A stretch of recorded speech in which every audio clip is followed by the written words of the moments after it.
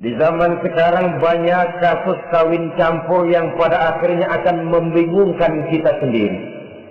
Padahal Al-Quran secara jelas dan tegas memberikan bimbingan. Orang itu kalau sudah, kata Imam Syafi'i, wa ainur ridha an kulli aibin kalilatun kama anna aina syuhti tubdil masawiyah. Mata kalau dibalut cinta dia buta terhadap nista, tapi mata kalau dibalut benci hanya melihat yang keji-keji saja. Biasanya cinta kepada wanita memang bisa menimbulkan dorongan yang positif, tapi juga bisa membuat seseorang buta sama sekali. Dorongan yang positif paling kurang dari segi penampilan. Coba lihat lelaki kalau lagi demen perempuan, lenjeh banget. Sisiran rambutnya rapi, terikaan bajunya lancip, sepatunya mengkilat, kantong celananya tebal, perkara anduk isinya bukan soal. Yang penting kan gaya. Lalu dinamis, kreativitasnya ada saja timbul. Tapi pada sisi lain, jikalau orang sudah kehilangan pertimbangan, juga kadang-kadang tidak segan-segan mengorbankan akidah, mengorbankan nilai-nilai iman. Padahal ini taruhan utama, sampai Quran dengan tegas memberikan peringatan. Wala ammatun mu'minatun khairun min musyrikatin walau a'jabatkum. Perempuan budak yang hitam legam, kalau beriman, itu lebih baik untuk dinikahi daripada wanita cantik berkulit kuning langsat tapi musyrik.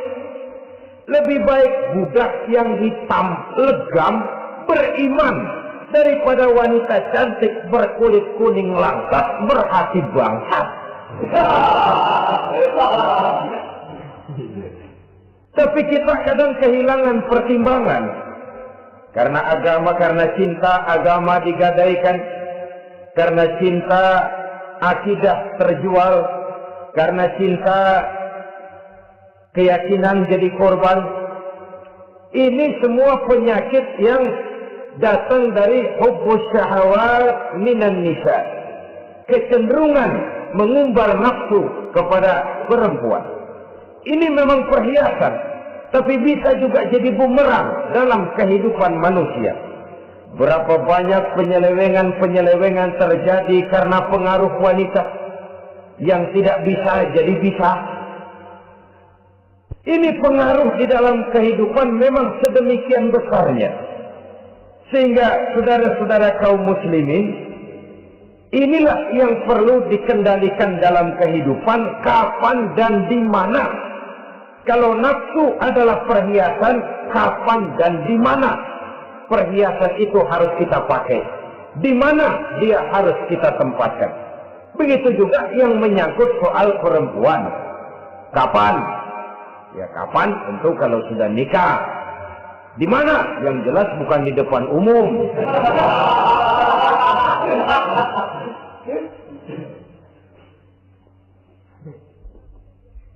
Ini nafsu yang pertama, minan nisa. Yang kedua, wal banin. Dihiasi juga manusia dengan kecintaan kepada banin. Makna banin di sini al-aulad, anak-anak laki. Kenapa disebut banin, anak-anak laki? Karena pertama, sering anak laki itu lebih jadi kebanggaan buat orang tuanya ketimbang anak perempuan. Sebabnya apa? Pertama, faktor nasab. Silsilah lebih kuat kepada laki-laki ketimbang perempuan. Yang kedua, faktor cita-cita. Orang tua kalau punya anak laki-laki, cita-citanya panjang. Nak, kau nanti jadi dokter ya. Nak, jadi insinyur ya. Nak, jadi pilot ya. Nak, jadi pengusaha ya. Nak, jadi presiden ya. Tapi kalau dia punya anak perempuan, paling, ya nak, mudah-mudahan nanti kamu dapat jodoh orang baik, nak. Dapat jodoh orang soleh. Saudara-saudara, yang ketiga, anak perempuan itu kalau sudah berkeluarga, biasanya pindah kepada lingkungan keluarga lain. Sehingga orang berkata, punya anak perempuan banyak sebenarnya seperti agen.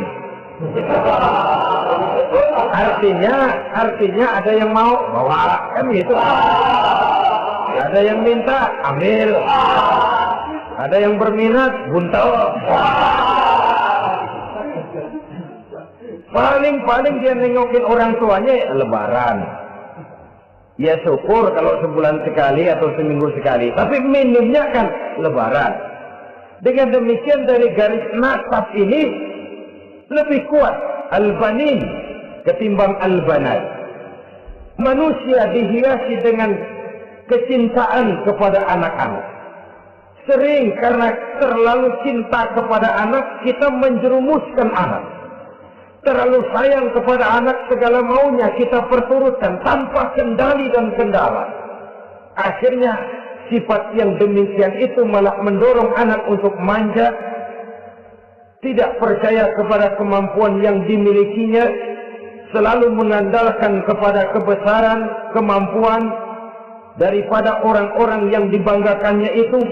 Dan dalam kondisi demikian, kedewasaan dan tanggung jawabnya akan lambat berkembang. Maka Allah Subhanahu wa ta'ala memperingatkan bahwa harta dan anak bisa menjadi fitnah. Dalam ayat lain Allah juga memperingatkan, ya ayyuhallazina amanu la tulhikum amwalukum wa auladukum an dzikrillah. Wahai orang-orang yang beriman, jangan sampai hartamu dan anak-anakmu memalingkan kamu daripada mengingat Allah. Jangan sampai kesibukanmu kepada anak dan harta benda menyebabkan kamu sampai lupa mengingat Allah Subhanahu wa ta'ala. Berapa banyak manusia yang tenggelam dengan melupakan Allah, jauh dari agama, jauh dari tuntunan syariat, oleh karena disibukkan oleh persoalan anak dan persoalan harta benda. Maka satu-satunya jalan, jikalau kita tidak ingin anak kita sampai memalingkan kita daripada mengingat Allah, nilai-nilai keimanan harus ditanamkan kepada mereka sedini mungkin. Dengan bekal ini, maka mereka, anak-anak kita, insya Allah tidak akan membuat kita orang-orang tua ini berpaling daripada mengingat Allah, berpaling daripada kehidupan beragama. Memang karena anaklah kita orang tua peras keringat banting tulang, pergi pagi pulang sore cari nafkah. Karena anaklah kita orang tua kepala jadi kaki, kaki jadi kepala.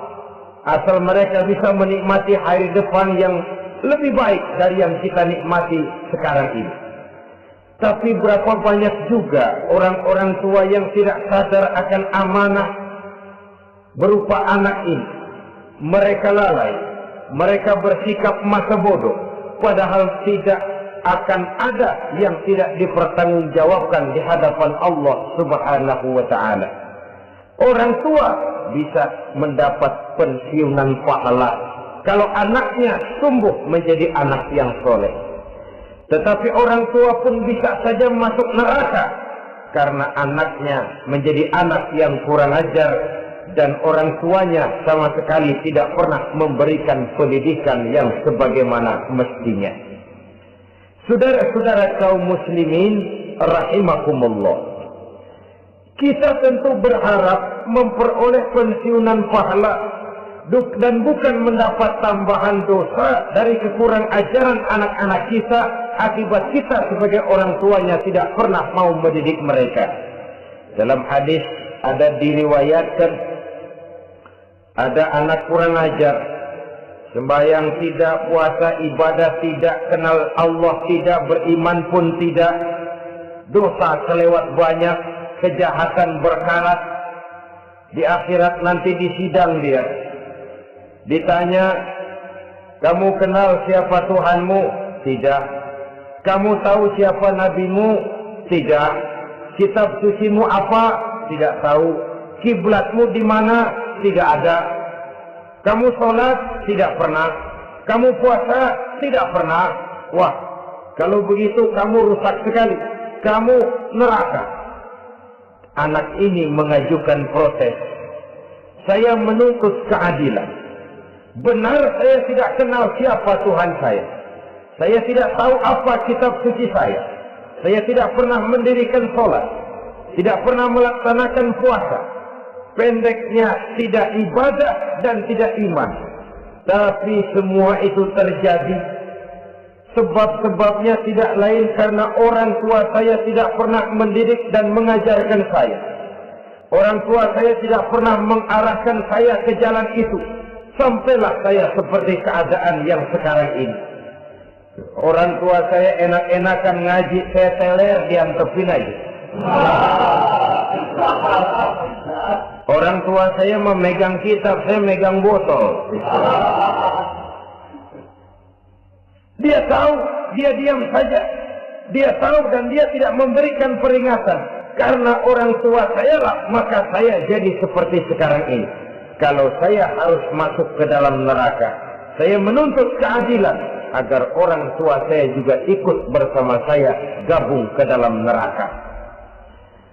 Orang tuanya yang baik-baik dipanggil, sudah mau berangkat ke surga nih orang tua, dipanggil, "Ntar dulu mas, ini dulu." Mau kemana, kencang banget? Surga pak, nanti dulu urusan belum beres. Ini benar anakmu ini. Dilihat anaknya, iya anak saya ini. Waktu di dunia nggak pernah diajarin ngaji, nggak pernah. Sampai dia nggak kenal Tuhannya, nggak kenal nabinya, nggak kenal kiblatnya, nggak kenal kitabnya. Iya. Dia sembahyang, kamu diam, dia nggak sholat, kamu diemin aja. Iya kali. Kenapa pakai kali? Yang benar ngomong masih. Ramadan dia nggak puasa, kamu nggak tegur, kamu diam saja. Iya. Wah, kamu nggak tanggung jawab. Kamu tahu anak itu adalah amanah. Menyia-nyiakan amanah adalah khianat. Khianat adalah dosa besar. Jadi bagaimana saya? Ya kamu gabung sama anakmu, join ke neraka berdua bareng. Lantaran kamu tidak mau mendidik mereka, anak-anakmu, maka jadilah anak-anakmu seperti sekarang ini.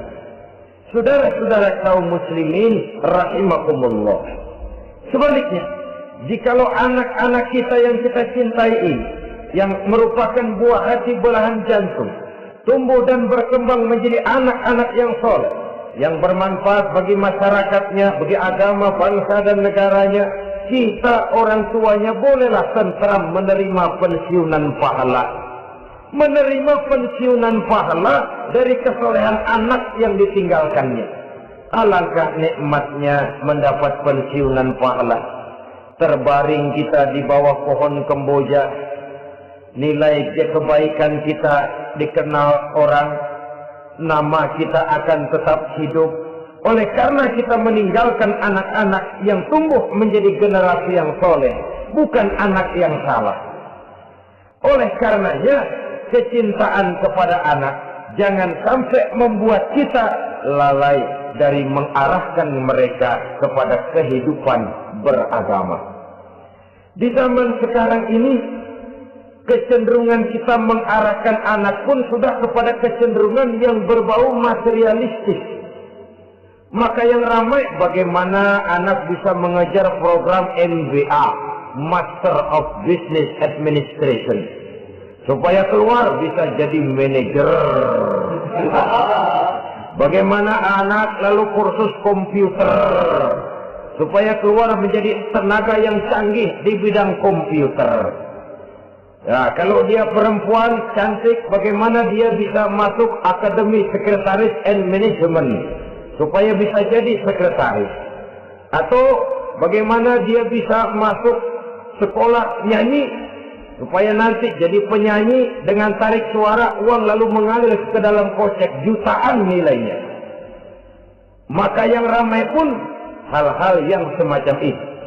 Dalam pada itu, pengajian, kursus-kursus keagamaan, study club yang membicarakan masalah-masalah agama, ramainya kadang-kadang kalau bulan Ramadan, dianggap training center. Ya lumayan, daripada tidak sama sekali mah lumayan.